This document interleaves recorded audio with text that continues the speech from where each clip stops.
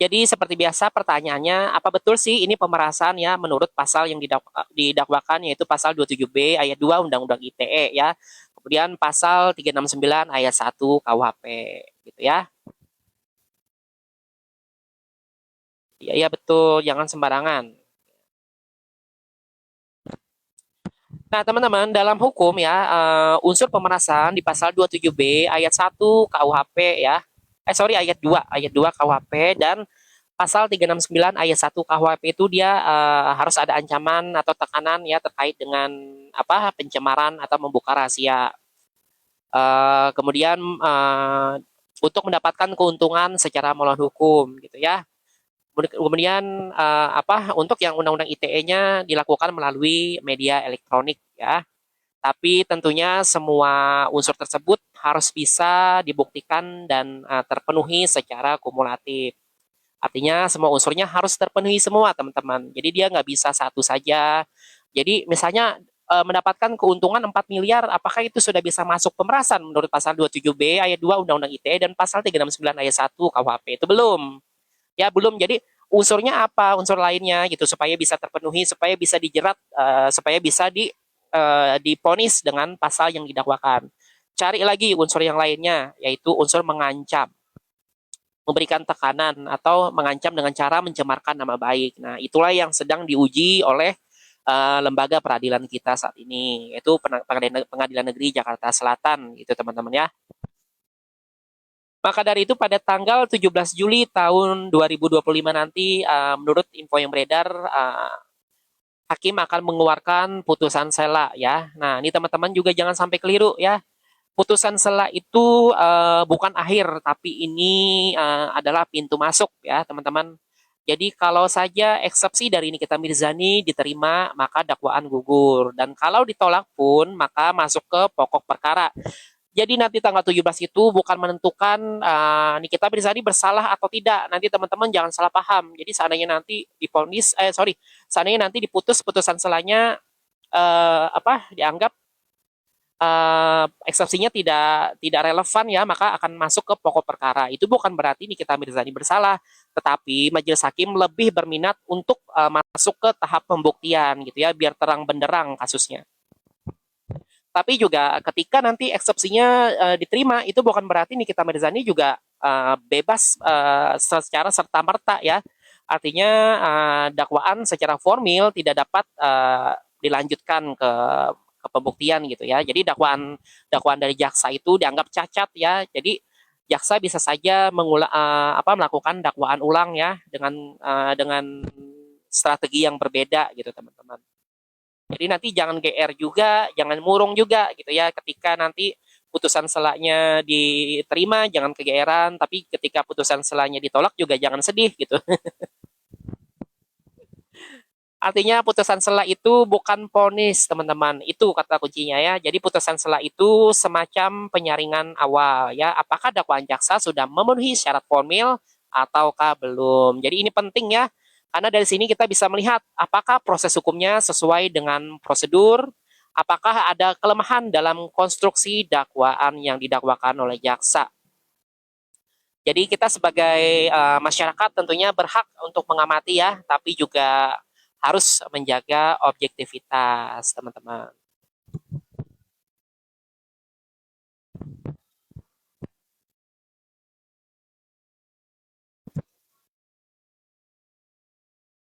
Nah, teman-teman, di dalam proyek ya, akan dibahas, harusnya akan dibahas. Karena ada di dalam materi dakwaan. Ada apa? Ada disebutkan. Jadi kan produk yang dibahas kan ada disebut terus. Nah, teman-teman, satu hal yang paling menarik ya, di setiap ada isu viral ya, tentunya ada pro dan kontra, teman-teman. Jadi sama di kasus Nikita Mirzani juga ya. Uh, tapi pro dan kontra ini jangan sampai menciptakan pengadilan kedua gitu teman-teman. Jadi opini netizen ini kan terbelah ya. Ada yang bilang Nikita Mirzani belum masuk kategori pemerasan. Ada yang yakin dia bersalah. Ada juga kok yang netral ya. Netral ini bukan netral gimana-gimana teman. Tapi kalau netral menurut saya itu orang nggak akan bahas. Jadi ketika orang berbicara tentang netralitas tapi dia bersuara di kasus ini, dia that's it bullshit. Itu bukan netral, itu nimbrung tapi bercover dengan netralitas. Udah biasa teman-teman, ada pro dan kontra ya, karena keyakinan orang itu pastinya berbeda-beda dan keyakinan orang itu susah untuk dirubah teman-teman. Jadi keyakinan kita terhadap satu kasus, misalnya kita meyakini bahwa Nikita Mirzani belum bersalah selama ada belum belum ketok palu. Nah, itu didasari oleh pengalaman, kemudian didasari oleh pikiran yang terbuka gitu teman-teman. Jadi kita boleh pro dan kontra, tapi jangan sampai jadi hakim online. Artinya terciptalah pengadilan dadakan gitu ya, pengadilan kedua gitu ya. Nah, ini biasa teman-teman. Tapi ya itu saya bilang yang berbahaya kalau opini berubah jadi hukuman gitu ya. Jadi beropini boleh, tapi jangan sampai opini kita jadi judging teman-teman. Jadi orang diponis publik bahkan sebelum diponis hakim tuh maksudnya. Ini adalah bentuk trial by sosial media. Nah, bahkan lebih jauh lagi kita perlu tanya ya, apakah selebritas seperti Nikita Mirzani diperlakukan sama seperti orang biasa atau malah lebih keras karena statusnya?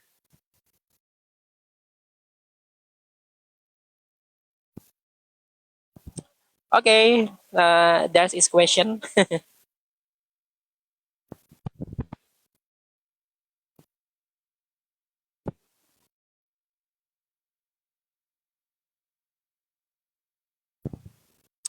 Udah pada makan belum?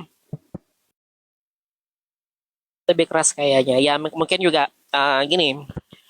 Jadi aparat penegak hukum itu nampaknya tuh dilematis ya teman-teman.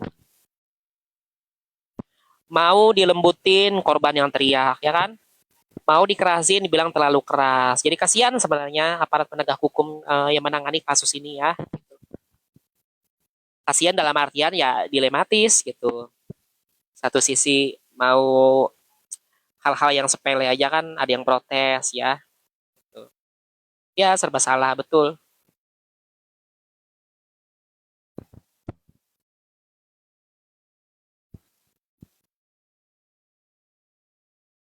Hmm. Jadi teman-teman sesuai SOP aja, iya masih sesuai SOP sih kalau saya perhatikan. Tuh, jadi nggak mungkin juga mereka berani macam-macam teman-teman. Soalnya kan ini lagi disorot publik. Nah, pakai perhiasan dipermasalahin. Ini juga konyol ya teman-teman. Ini ya, eh perhiasannya nih anting itu kan hal yang biasa dipakai perempuan ya. Aksesoris wajib sebenarnya di Indonesia kan. Kemudian kalung ya kan juga kecuali kalungnya itu segambreng yang gede yang bisa nutupin dada gitu ya. Gitu. Terus ikat pinggang. Karena sidang itu kita diwajibkan untuk tampil rapi, teman-teman, ya. Sidang itu diwajibkan tampil rapi gitu ya. Jadi kalau masih kategori anting, jam tangan itu biasa aja sebenarnya. Kecuali dia nenteng-nenteng laptop. Nah, barang-barang elektronik memang secara eksplisit dilarang gitu ya oleh lembaga permasyarakatan. Tapi kalau untuk wanita, untuk perempuan pakai anting tuh masih wajar ya menurut saya gitu. Kecuali yang si Mail misalnya tuh pakai-pakai anting gitu sidangnya itu baru bolehlah dikritik karena kan di luar batas kewajaran gitu untuk laki-laki.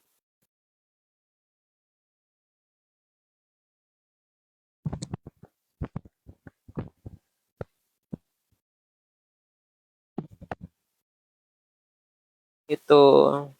Nah, kalau perhiasan nggak apa-apa, masker juga. Nah, ini berbeda nih. Saya nggak kayak saya kurang sepakat. Jadi namanya aparat penegak hukum itu kan kita perlu yang namanya transparansi gitu ya. Siapa tahu pas sidang pertama ternyata hakimnya berbeda, jaksanya berbeda digantikan oleh kembarannya kan kita nggak tahu. Yang satunya tahi lalatnya sebelah kanan, yang satu tahi lalatnya sebelah kiri ya kan gitu.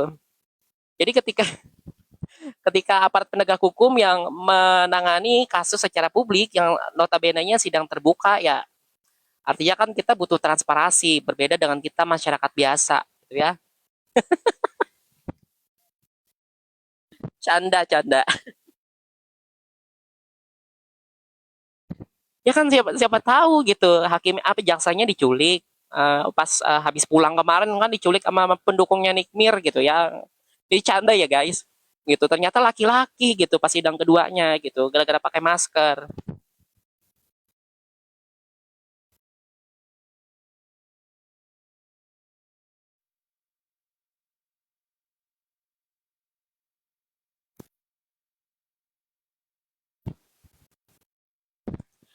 Harusnya ketika memulai sidang dibuka dulu.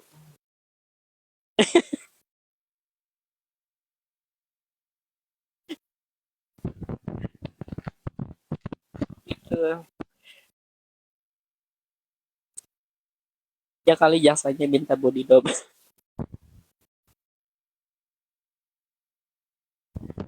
Tapi ya memang rada aneh juga gitu. Tapi kan memang nggak ada aturan eksplisit teman-teman tentang apa tentang aturan boleh atau tidak pakai masker gitu. Jadi selama majelis hakim tidak mempermasalahkan ya berarti kan nggak masalah. Sama juga Nikmir kan ketika dia menggunakan perhiasan ya hakim tidak mempermasalahkan berarti dianggap tidak mengganggu jalannya persidangan. Kenapa merajuk? Kenapa?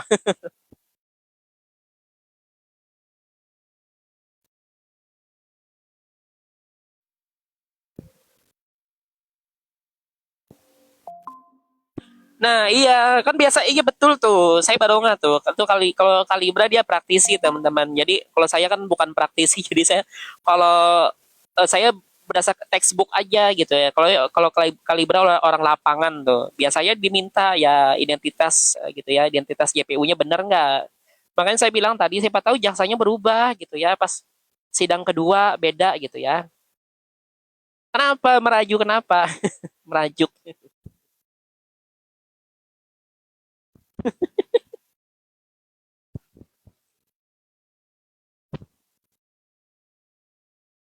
Kasus tipikor bahaya mana bang sama NM?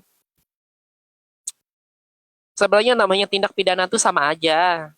Bahaya ibaratnya hal pelanggaran juga kan, tapi bedanya kalau tipikor ini kan dia menyangkut dengan kepentingan publik gitu ya. Namanya korupsi. Nah, kalau kalau di NM ini kan dia dugaan pemerasan kan dia masuknya tuh delik bukan extraordinary crime gitu ya. Jadi kalau korupsi itu dia masuk pidana luar biasa ya, makanya dia khusus undang-undangnya. Jadi ada tiga kategori extraordinary crime gitu ya. Korupsi, narkotika, dan terorisme. Nah, sedangkan Nikita Mirzani ini dia bukan kategori itu. Jadi kalau head to head ya lebih berbahayaan korupsi. Tapi pada dasarnya sama-sama tidak bagus. Apapun perbuatan pidana tentunya tidak ada yang bagus, teman-teman.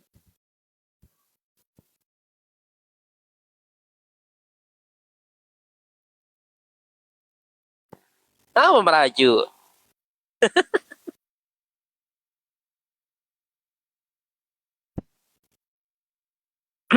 Delik aduan itu eh, artinya harus ada yang melapor orangnya langsung, korbannya yang melapor. Beda kalau delik biasa. Kalau delik biasa itu tanpa aduan pun bisa diproses gitu ya oleh kepolisian.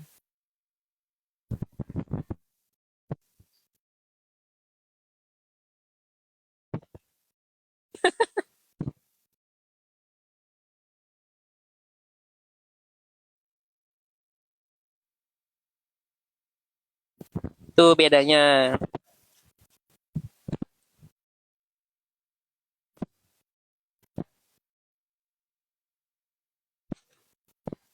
Ya kalau duitnya utuh segitu sih nggak apa-apa. Ini kan 271-nya cuman potensi kerugian doang.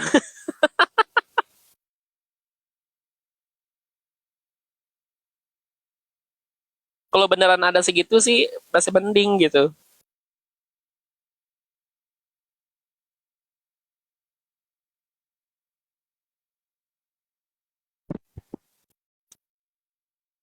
Kalau 20 tahun itu kemungkinan ya sekitar 9 lah sampai 11 lah teman-teman. Jadi dia tergantung remisinya. Tuh. Oh itu untuk PT aja kak. Kalau untuk lab saya ada fokus kasus biasanya.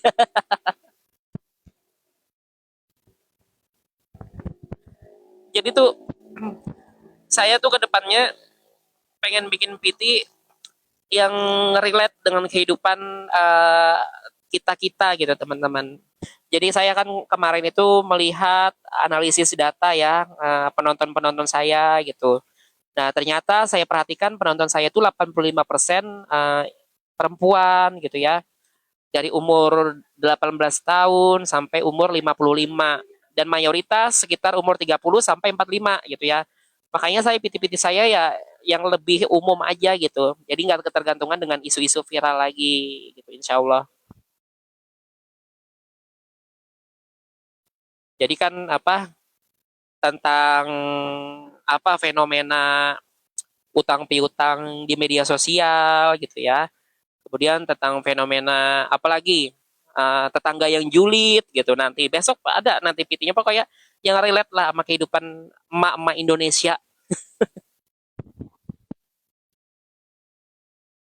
Etis gak jarum suntik dibanding-bandingkan kosmetik kosmetik ilegal? Nah, jadi kenapa apa ada yang membanding-bandingkan dengan kosmetik ilegal gitu teman-teman? Jadi pada tahun 2024 ada 16 brand ya, ada 16 brand yang menggunakan jarum suntik yang dicabut izin edarnya. Ya, jadi paham ya bahwa ada produk skincare yang bahasa ininya bahasa kerennya tuh microneedle atau yang menggunakan jarum-jarum kecil itu dicabut izin edarnya. Nah, ketika edarnya di izin edarnya dicabut, itu artinya dia sudah tidak ada punya legalitas. Itulah makanya disebut dengan ilegal jika beredar luas gitu. Makanya apakah etis? Ya, ini bukan tentang etis dan tidak etis, tapi terkait dengan payung hukum gitu ya. Jadi ketika izin edar dicabut ya, dia tidak punya payung hukum lagi. Jadi ketika dia beredar ya, dia ilegal gitu. Tuh. Gitu. Jadi berdasarkan nanti teman-teman cek di tempo.com. Jadi tahun 2024 itu ada 16 skincare yang menggunakan microneedle yang dicabut izin edarnya ya. Merek apa aja bang? Cek sendiri. Kasihan kalau saya sebutkan namanya nggak enak.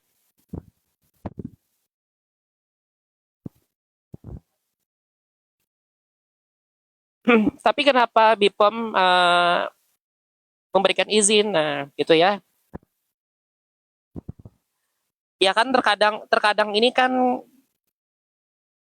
sesuatu itu kan akan misalnya udah diizinkan ya. Tapi ketika ini kan kadang-kadang ya begitu teman-teman izinnya keluar dulu terus baru ditinjaunya belakangan. 2024 saya udah ada PT-nya kok itu. 2024 banyak kok nanti teman-teman tulis aja BPOM skincare jarum suntik. Sorry, BPOM mencabut izin edar skincare berjarum. Jadi tempo.com ya. Jadi saya juga nggak akan angkat kalau nggak ada dari media yang kredibel.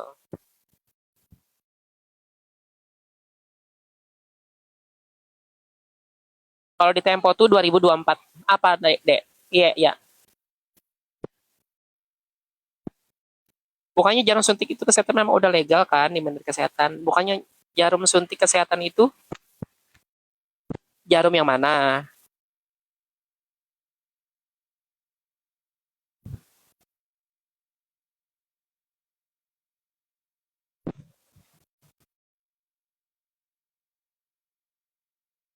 Oh ya, insulin. Kalau insulin kan memang boleh. Orang tante saya pakai insulin.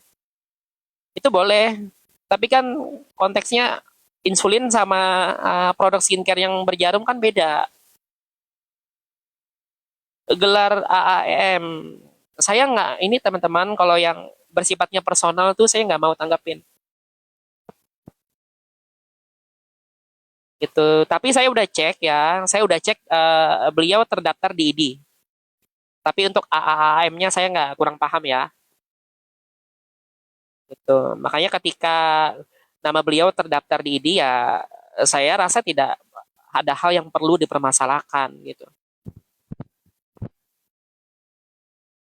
Jadi ketika ada isu lagi kuliahnya tidak selesai, saya cek juga di itu di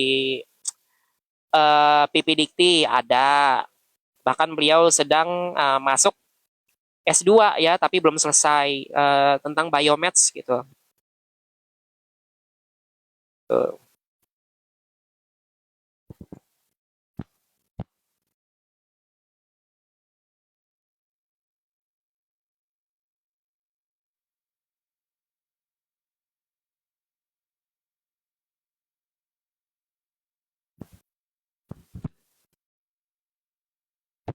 Jadi kenapa saya lurus-luruskan? Jadi biar teman-teman nanti ketika nanti berdebat dengan uh, orang yang berseberangan, teman-teman nggak jadi bahan ledekan ya.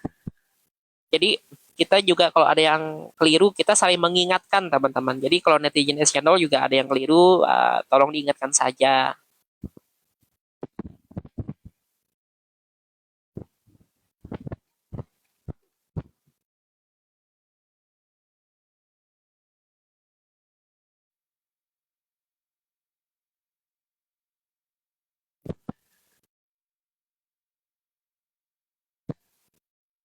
Oh, di negara juga skincare di Jerman.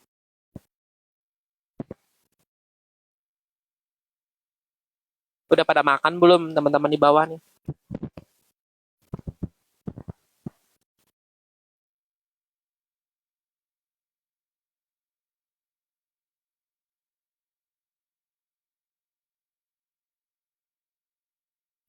Udah bang, saya tadi udah makan, saya lagi ngemil martabak.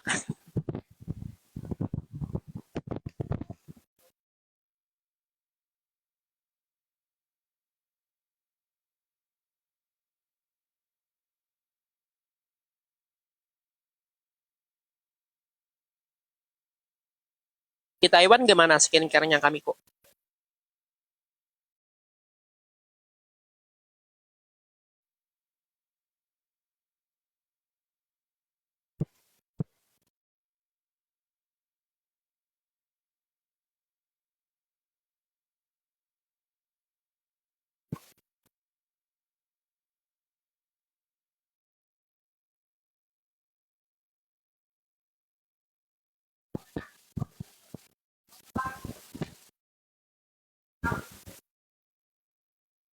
Di sini saya sambil ngambil ya teman-teman, sorry. Di Sulawesi banyak juga skincare racikan masih banyak. Banyak bahkan skincare yang ownernya kemarin jadi udah diponis malah masih beredar tuh. Udah diponis jualan merkuri. Baru saya kemarin lihat masih ada brand tersebut.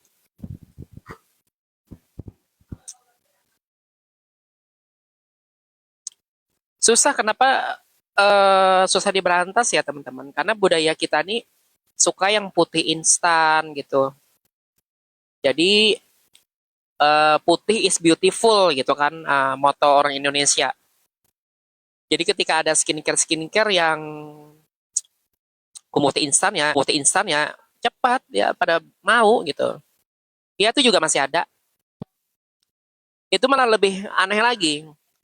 Udah diumumin Bepom apa mengandung merkuri, dia ini nggak tersangka tuh kemarin. Tapi yang tiga kan, yang tersangka kan. Nah, yang salah satunya kemarin kemarin tuh produknya masih dijual gitu.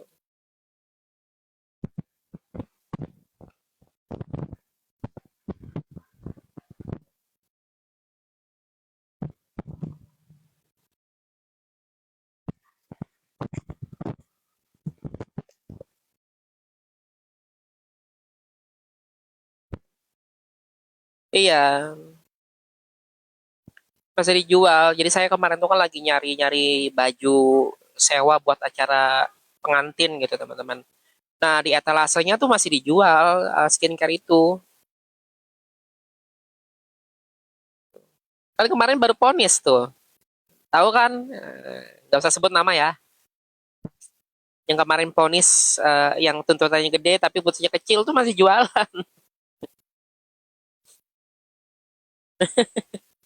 Iya masih ada produk yang kemarin. Apakah itu stok lama? Nggak tahu juga ya. Tapi ada di etalase masih orang jualan.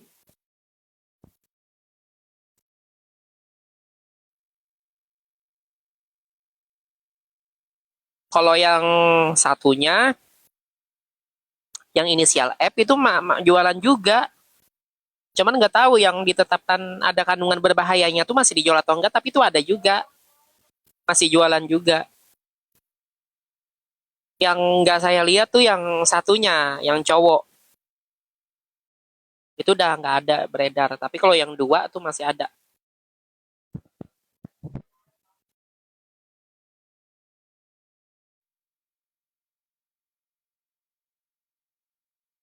Iya, itu nggak ada sih, nggak pernah lihat lagi. Udah lama.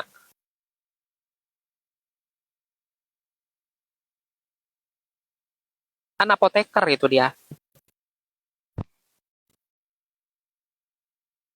Bukan.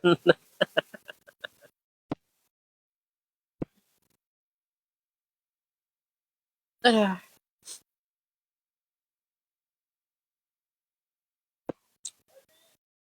bukan aku sedih.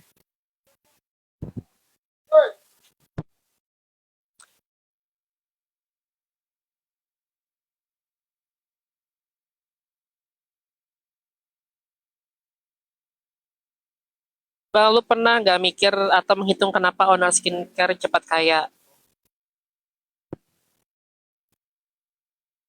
Ya, coba nih apa? Gimana nggak cepat kaya kan katanya itu apa? Yang suka ngambil di Cina kan katanya harganya berapa, dijualnya berapa gitu kan, overprice gitu katanya.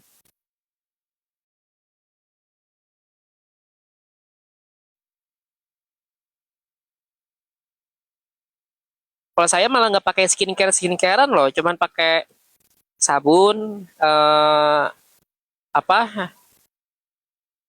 apa sih yang buat matahari itu, sama moisturizer gitu-gitu doang.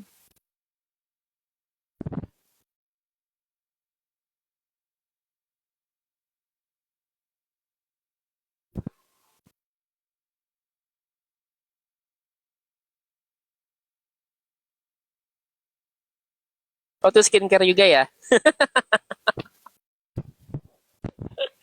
Ya kirain kan skincare tuh yang kayak ada macam-macam ya. Serum pakai juga sih. Apa?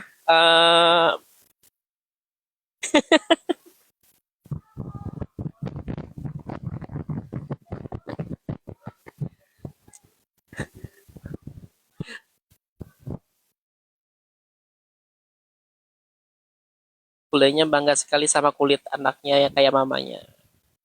Iya masuk skincare ya. Saya pikir skincare tuh macam-macam, ada vitamin macam-macam gitu.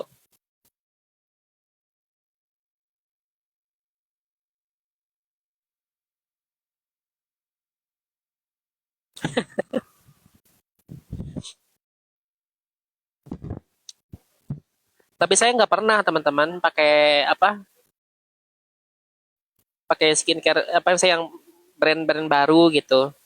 Ya saya Nivea, Nivea Men gitu-gitu doang. Sama itu, sama apa sih merek yang depannya H tuh? Masih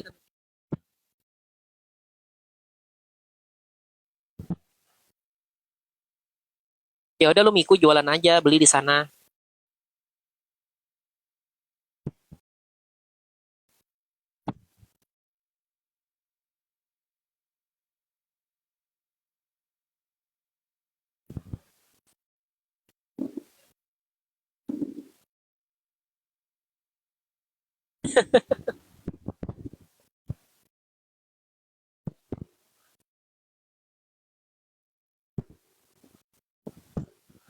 Karena wajah saya sensitif. Kalau ini malah berminyak saya kalau misalnya pakai aneh-aneh. Jadi udah pakai Nivea aja tuh yang apa yang kayak pelembab gitu.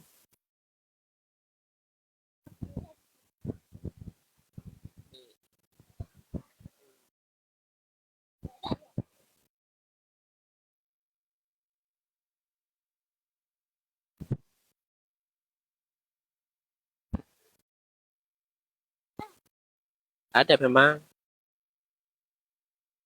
Kau besok sekolah udah beli tas baru kau?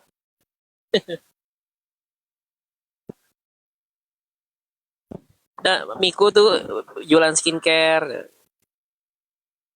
sabun pelembab skincare. Ya itu doang pakainya.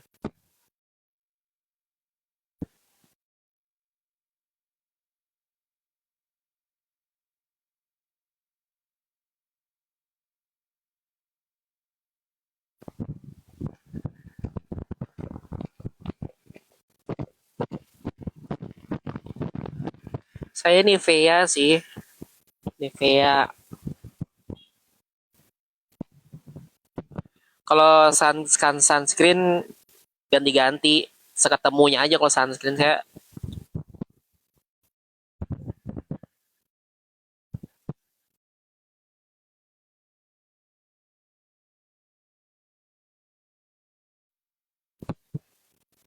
Gue tahu produk macam dari negara yang.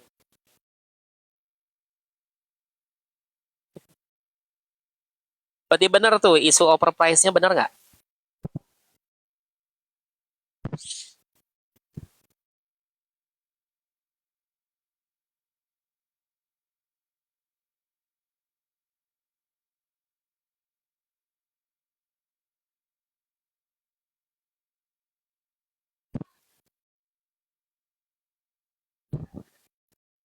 Iya, saya kurang paham sih teman-teman. Nggak pernah saya nggak apa.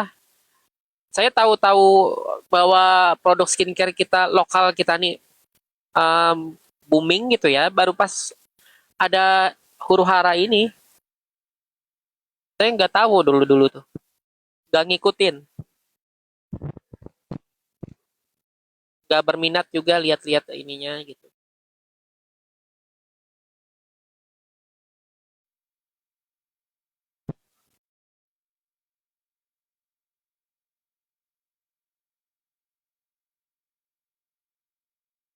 Bahas-bahas. Jadi random ya teman-teman. Tadi saya udah kasih materi, terus teman-teman dari bawah ngobrol bebas saja gitu, nanya-nanya. Jadi tektokan aja.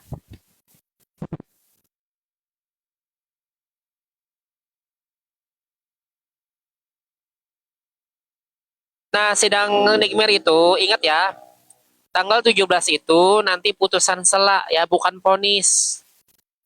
Jadi ketika nanti putusan selanya tuh menjawab eksepsi ya, apakah nanti eksepsinya diterima? Kalau diterima artinya majelis hakim lebih mengedepankan bahwa uh, secara formil harus terpenuhi dakwaan gitu ya. Tapi kalau ditolak pun artinya majelis hakim lebih tertarik untuk masuk ke tahap pembuktian biar kasusnya lebih terang benderang gitu ya. Jadi ketika nanti eksepsinya diterima jangan kesenangan juga ya. Jadi jangan jumawa. Tapi ketika nanti eksepsinya ditolak ya jangan sedih juga. Ini bukan akhir dari segalanya, teman-teman.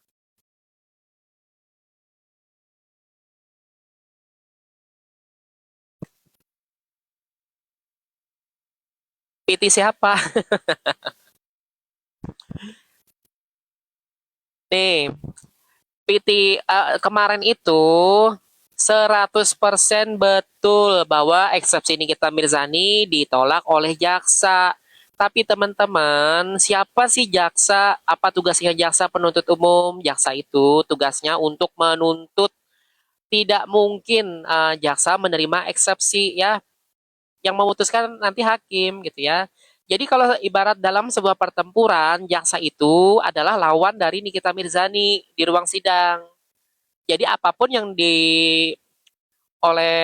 yang dikemukakan atau dinarasikan dari pihak Nikita Mirzani maupun kuasa hukumnya ya tentu akan dibantah oleh jaksa. Karena kalau jaksa menerima itu justru yang aneh ya. Ketika jaksa menerima artinya tidak ada perlu disidangkan.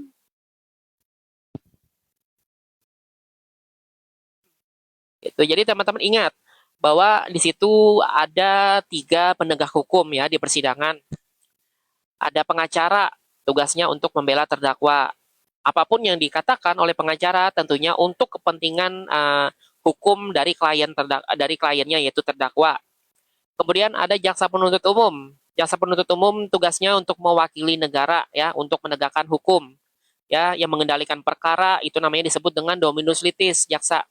Itu tugasnya untuk secara spesifik untuk menuntut ya, untuk mendakwakan dan membuktikan dakwaannya. Jadi ketika jaksa nanti galak, ketika jaksa nanti kesannya menyudutkan Nikita Mirzani, itu bukan berarti dia jahat, tapi itu memang tugasnya.